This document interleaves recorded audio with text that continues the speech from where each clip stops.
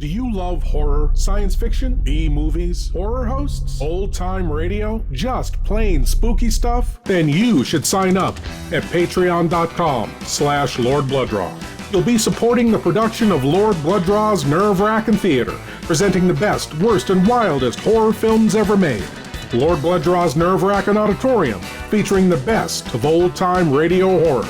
Captain Paxar's Star Cadet Hour, showing classic 1950s sci-fi shows for Star Cadets of all ages. Plus, you'll get exclusive access to bonus content like Behind the Curtains of the Wrackin Auditorium, a deep dive into radio horror, Lord Blood-Rah's B-movie reviews, a look at a classic low-budget drive-in feature, and much more. Sign up today at patreon.com/Lord Blood-Rah for the love of horror.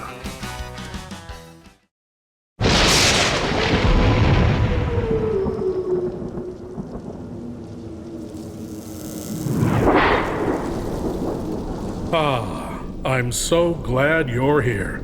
Allow me to introduce myself. I am Lord Blood-Rah.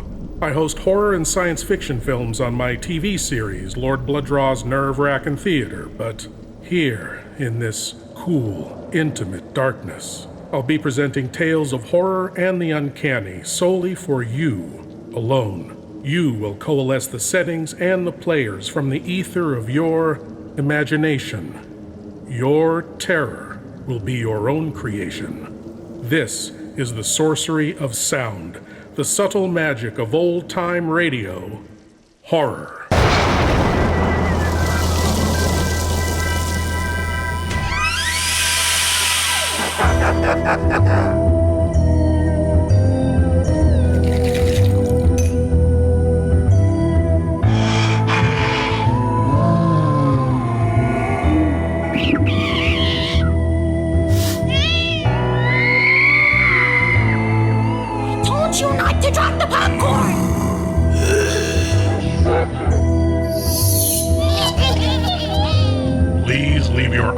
At the door. You will not need them.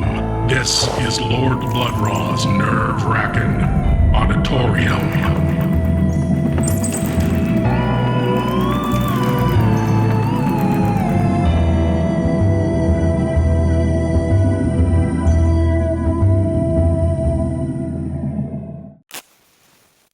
Have you ever wondered what you would do when faced with death?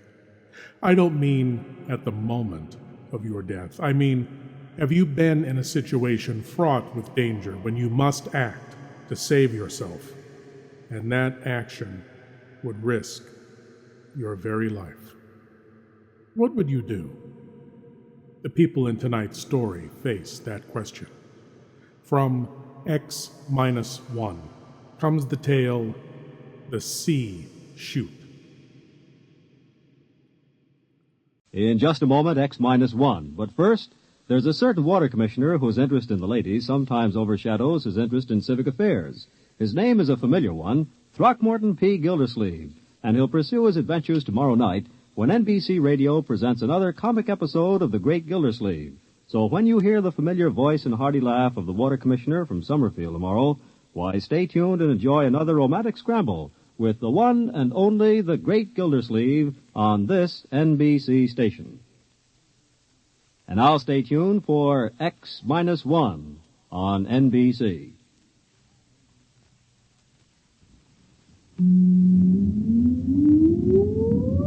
Countdown for blast-off. X-5, 4, 3, 2, X-1, fire.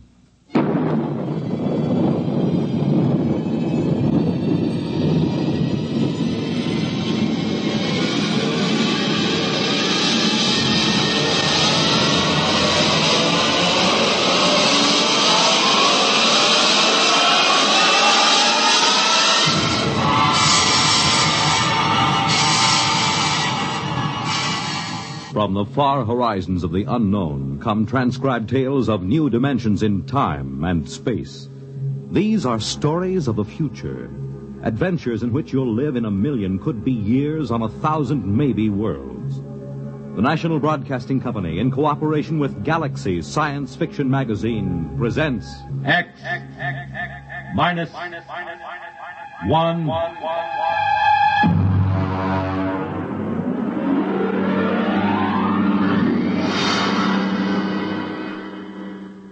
Tonight's story, The C-Chute, by Issac Asimov.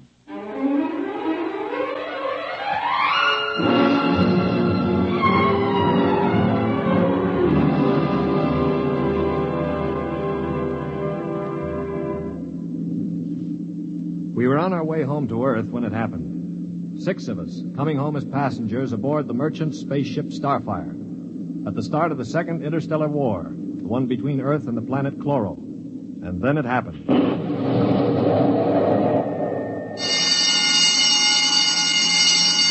Now hear this. Condition red. Condition red. We are under attack from a Chloran battlecruiser. All hands forward to battle stations. Passengers will remain confined to the after cabin. Condition red. We are being attacked.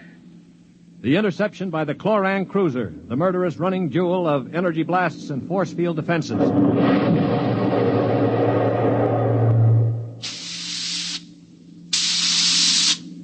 We huddled in the passengers' after cabin, terrified, not knowing how the battle was going. We could hear the desperate bursts of steam through the steering tubes as the Starfire maneuvered to dodge the enemy attacks. And then...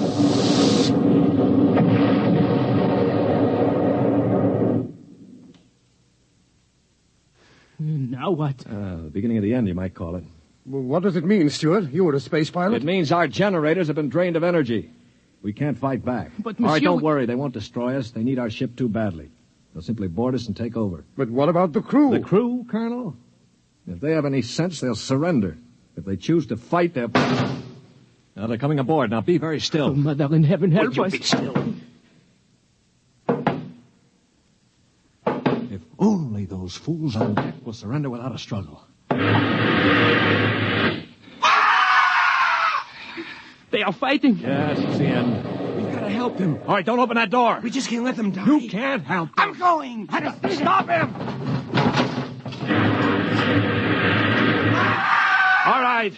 Aristide. Shut the door quickly. Aristide, my brother. That poor fool. I'll get them. My brother, I swear to you, I'll get them. Yeah, you better cover his body. The brutes. The monstrous green-skinned brutes. They're no more brutes than we are, Colonel. This is a war. Are you defending them? I'm merely pointing out the facts. I ought to strangle you. Why not save it for the Chloros? I will. I promise you I will. Well, they're probably deciding right now what to do with us. We might as well settle down and wait.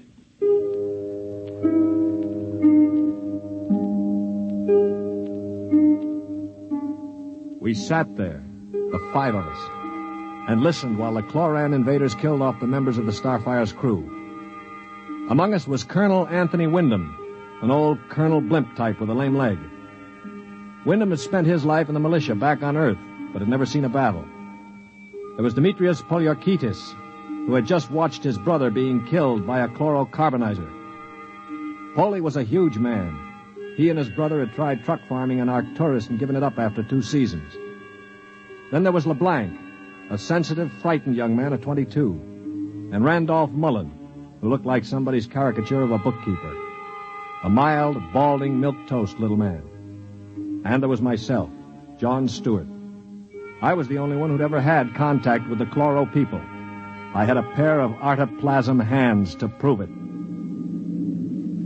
It is quiet now. Yeah, they've finished with the crew. Mr. Stewart, Yes, Mr. Mullen. what do you think will happen next? Well, they'll put a prize crew of 2 aboard and take us to one of their home planets as prisoners of war. Only 2 of the Chloros will stay aboard. 2 is all they'll need. Why, Colonel? You thinking of leading a gallant raid to retake the ship? Well, simply a point of information, Dasher. All right, then let me give you another point of information. If you want to commit suicide quick, just open that bulkhead door. 3 steps inside, you'd fall on your face. But why? Don't you smell anything, LeBlanc? Get close to the door. It smells like gas. Yeah, it is gas. Chlorine gas. They breathe it like we breathe oxygen. They've chlorinated the whole crew's compartment. One big whiff of that and we'd all be dead. So just forget about rushing the Chloros. How do you know so much about their habits, Stuart? I lived on a Chloro planet for 6 months. You see these hands? They were mangled in the oxygenating machinery of my own quarters. They grew these artoplasm things and operated. They're weak, but at least I have hands again. Monsieur Stewart, Yeah. will they kill us? No. Why do you say that?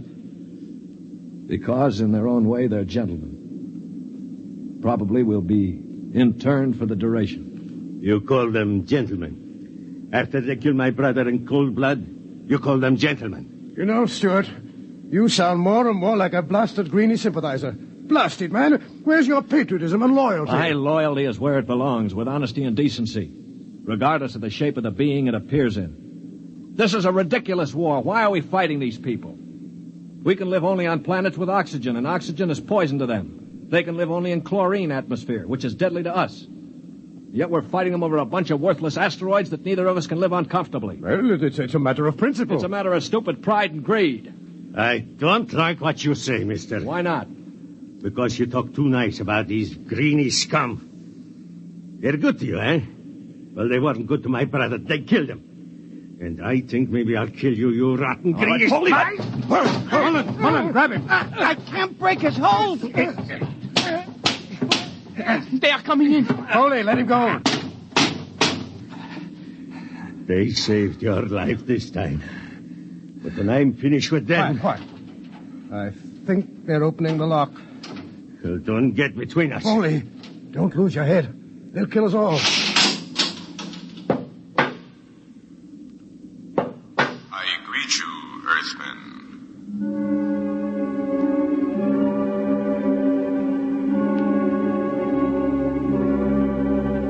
The chloro was not a pleasant sight to anyone unused to him. He was about the height of an Earthman, but the top of him was just a green stalk with eyes.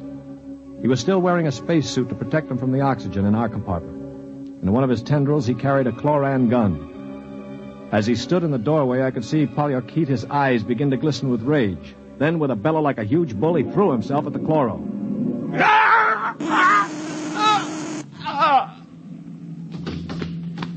He is not dead, merely temporarily paralyzed. You five will remain together as prisoners of war. We expect to reach our own planet within several weeks, your time. There you will be interned for the duration of the war. If any of you attempts to leave this compartment, we shall be forced to destroy you. That is all I have to communicate.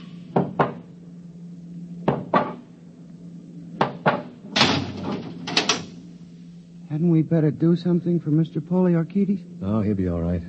Just hoist him up on the cot. That's it. Hi, Polly. Can you hear me, you stupid brute? His voice is coming back. Now, I know what's going on in that thick skull of yours, Polly. You think that when the paralysis wears off, you'll ease your feelings by slamming me around some more. Well, if you do, it'll be curtains for all of us. How do you mean, sir? None of you know the chloros the way I do.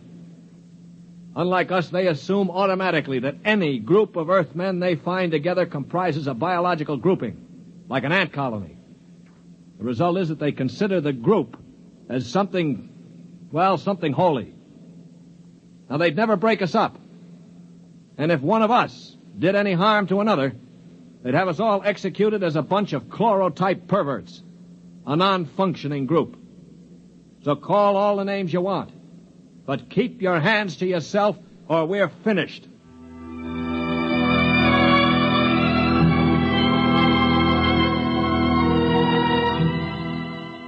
My little speech had a sobering effect on the group. For the next 24 hours, we did little besides eat our rations and think. I tried to evaluate them. The colonel I had figured for an old windbag. Polyarchetes was a hate-filled brute. LeBlanc would crack first. He was like a frightened child. Mullen was a nonentity, a mouse instead of a man. Everything he did seemed prissyish. His voice had the quality of furtively rustling underbrush. How long did you say the trip would take, Mr. Stewart? Well, the chloro said about 2 weeks. Gentlemen, if I may interrupt. Colonel? Now, it has occurred to me that perhaps you know of some weakness that might enable us to overcome these chloros. The only weakness they've got is that they can't stand oxygen. Oh, but there must be some way to get the best of them, man. After all, there are only now, look, two. Before I answer, Colonel, I have to know your motive.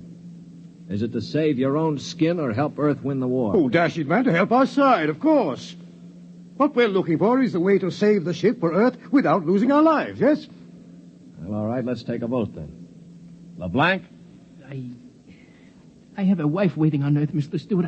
I do not want to die. Uh-huh. Hero number 1. What about you, Mullen? I don't see how we could accomplish it without... Hero number 2. Well, Poliorketis? When I kill Chloros, it will be with my bare hands. On their planet, I will kill dozens, I promise you. 3 down. Well, Colonel, don't you want to march to glory, an old militiaman like you? Your attitude is very cynical and unbecoming, Stuart. I see. Well, then I'll have to blow the ship up myself. Stuart! Don't worry, Colonel. I don't intend to be a dead hero.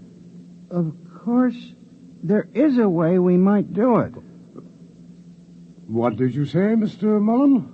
There's a spacesuit and magnetic boots stored in that locker over there. We might be able to reach the control room from the outside of the ship. The outside? But how would we get outside? Well, this compartment has a C-Chute. It must. What is a C-Chute? A C-Chute, my boy, is a casualty chute. It doesn't get talked about much, but all the main compartments have them. They're just little airlocks down which you slide a corpse. Burial in space. Oh, blast it, Mullen. Suppose you did get outside. How could you re-enter the ship? Through the steam tubes, the ones they use to guide the ship. Wait a minute, Mullen. What do you know about steam tubes? I thought you were a bookkeeper. Well, on Arcturus, I got interested in spaceship models. I studied all about them. On my own time, of course. Yeah, naturally. At any rate, I learned that the steam tubes have an access vent directly to the control room for repairs and so forth. And the Chloros, they are in the control room. What do you think, Stuart? Well, it's a video sort of idea, but it might just work. We could get permission from the Chloros to open the C-Chute and bury Polly's brother. And one of us could slip into it, work forward, and climb up through the steam tube. The question being, which one? What about you? You with your loud talk and your sneers. I'm no hero, Polly. I've already said that. My object is to stay alive. If the steam tube let go while you were in it, you'd be broiled like a lobster. Well, how about the colonel here? If I were younger, blasted, I'd trounce you. You know very well with my injured leg. Yeah, of course. Not to mention my artificial hands. Well, now, what unfortunate deformities do the rest of us have? Polly? You just keep talking, Mr. Big Mouth, and pretty soon we'll kick your teeth in. Of course, that's your standard reply to everything, isn't it? LeBlanc, will you do it? I cannot. Not even to get back to Denise? Please, I cannot. LeBlanc needn't go. I'll do it. What? After all, it is my idea. Wait a minute. Are you serious, Mullen? Yes. Well, how? I don't understand. Why? Why you? Well, it seems no one else will do it. But that's no reason, man. I can't think of any other. Look here. Do you really intend to go through with it, sir? Yes, I suppose I do.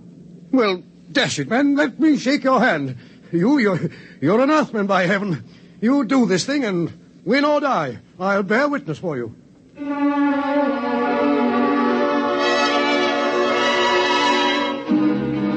It was quite a moment. Mullen the mouse had suddenly turned into a man. He just stood there awkwardly while the colonel puffed his hand. Poliorketis seemed stunned. LeBlanc was wide-eyed. And I? Well, I was in a peculiar position, one in which I rarely found myself. I had absolutely nothing to say. That ought to bring them. I hear one.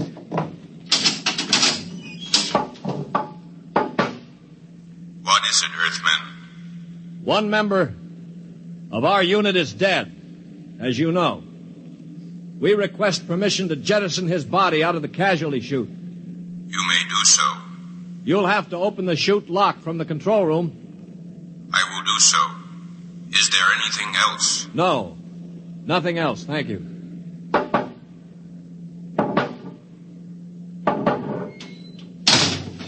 Oh, boy. All right, come on now. We'll have to work fast. Mullen, get into a spacesuit from the emergency locker. Polly, help him on with those magnetic boots. Hurry. I'm working as fast as I can. The arm. There. All right, give me the helmet. The helmet. Okay.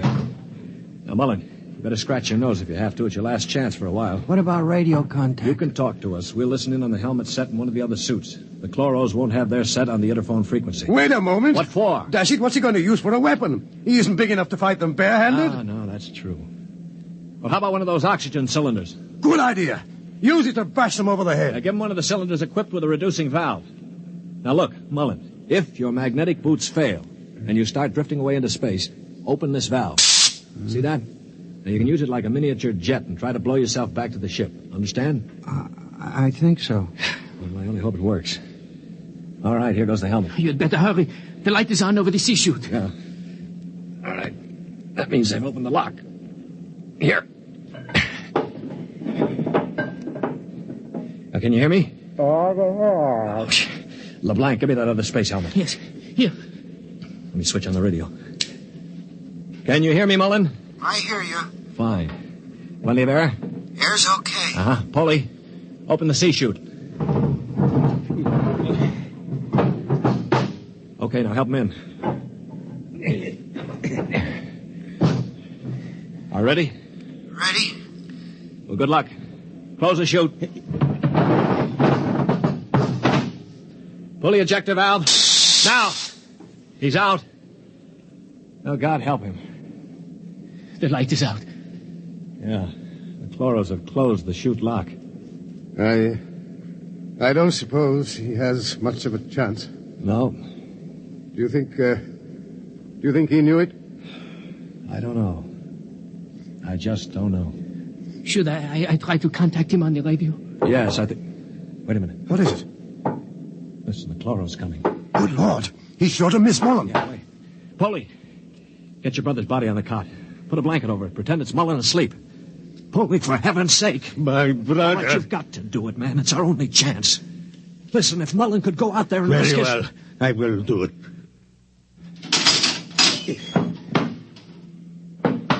Earthmen, Yes.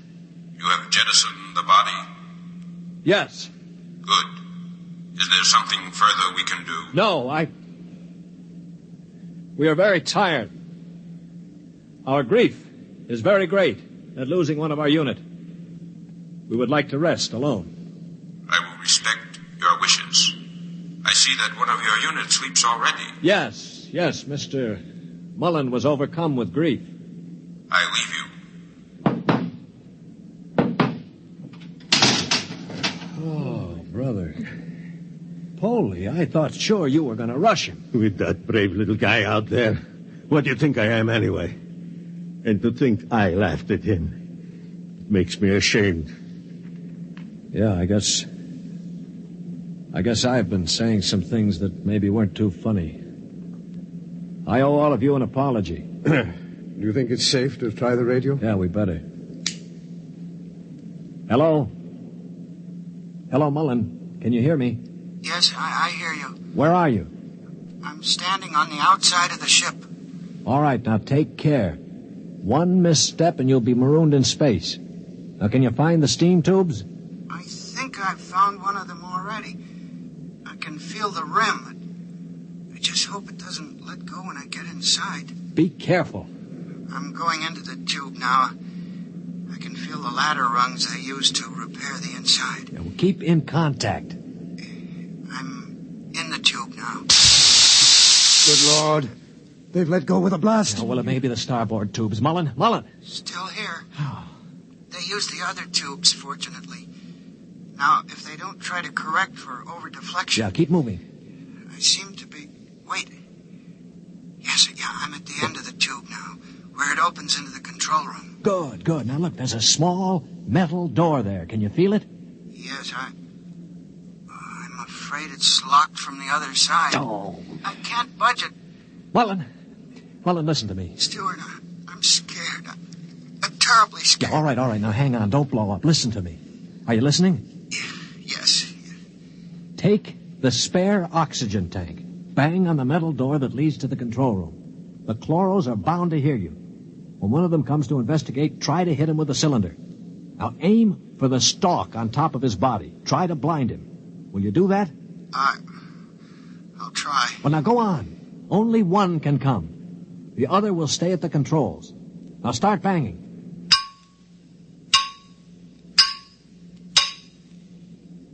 Any luck? No, Wait, I hear something. Something's opening the lock. The door now. I hear... Ah! Mullen! Mullen, what happened? Mullen, can you hear me? Mullen!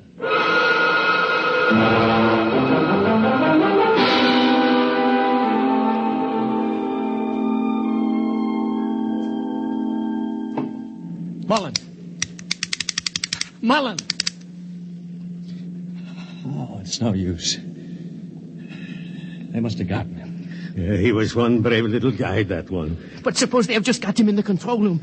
I mean, maybe he's not dead. Well? Well, then maybe one of us could rush them. We could bang on the door and jump the chloro. Well, the first guy would be a cinch to die. Well, I would be willing to take the chance. You? Why not? I could try. Not you. I'm the strongest. I do it. Now listen, you chaps. I'm an old man. I've got nothing to live for anyway.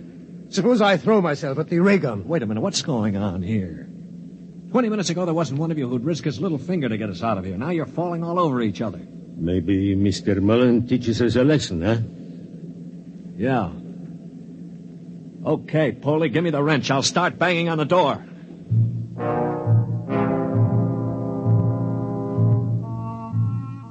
They say that selflessness is contagious. I guess maybe it is. I'd been a cynic all my life, a man who believed in nothing. Well, I'd come face to face with 4 human beings who proved that I'd been living a lie. I knew what I was going to do now. When the chloro came to investigate our compartment, I had it all planned.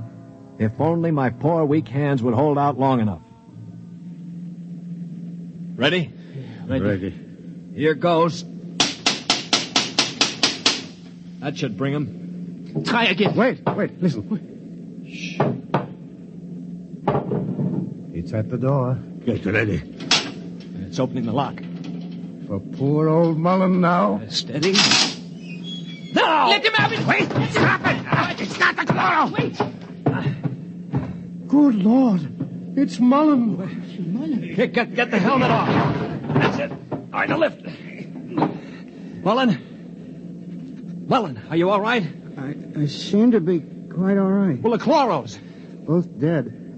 At least I hope so. Well, what happened? Well, I banged on the steam tube hatch and a chloro opened it. Yeah? I hit him with a cylinder. It blinded him, I guess, but didn't kill him. He grabbed me and pulled me into the cabin. In the struggle, he broke my transmitter. That's why I couldn't talk to you. Finally, I managed to club him down. Well, what about the other one? The other one almost got me. It must have heard the scuffle and came into the cabin with a ray gun. What I did, I guess, was pure reflex. The cabin atmosphere was chlorine, of course, and the greenie didn't have a spacesuit on. Uh-huh. So I just turned on the oxygen valve in that spare tube. It was like spraying an insect with poison. Well, you're a brave man, Mullen. I'd have been scared to death. Mullen, what is it? Mullen, dear.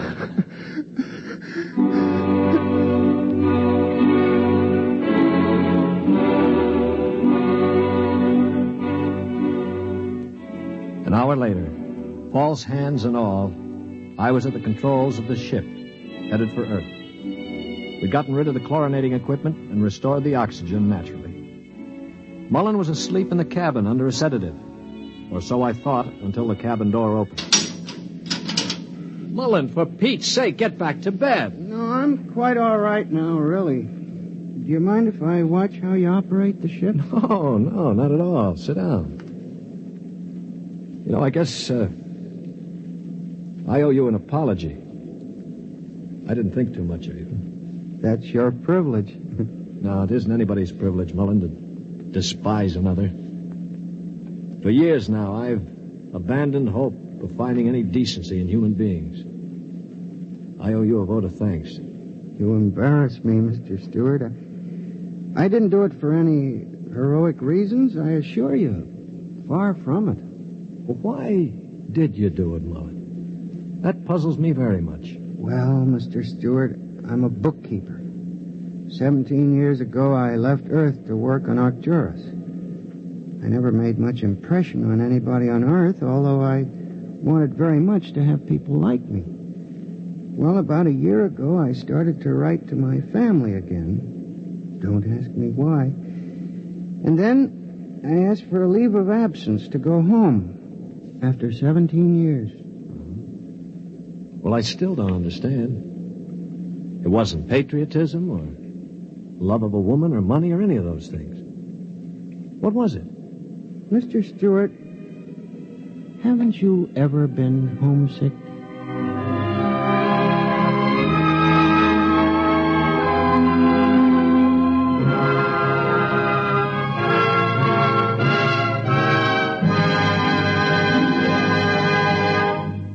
You have just heard X-1, presented by the National Broadcasting Company in cooperation with Galaxy Science Fiction Magazine, which this month features A Gun for Dinosaur by L. Sprague de Camp, a story of hunters in the bloodiest and most ferocious arena of all prehistoric Earth, where hunting reptile heavyweights is no job for human lightweights. Galaxy Magazine on your newsstand today. Tonight, by transcription, X-1 has brought you The C-Chute, a story from the pages of Galaxy written by Issac Asimov and adapted for radio by George Lefferts. Featured in the cast were Lyle Sudrow, Stan Early, Bob Hastings, Mercer McLeod, Danny Ocko, and John Gibson. Your announcer, Bill McCord. X-1 was directed by Daniel Sutter and is an NBC Radio Network production.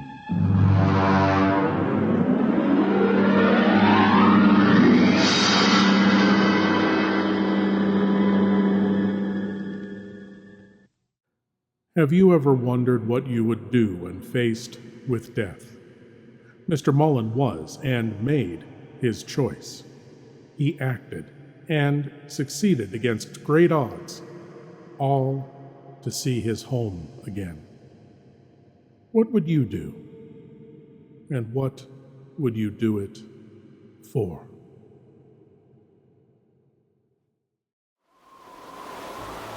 Thank you for joining me in the Wrackin auditorium, and I hope you'll come again. But now it's time for you to rejoin the, real world. I am Lord Blood-Rah, and I'll be waiting here for you in the shadows of your mind until the next time you seek the darkness. Good night.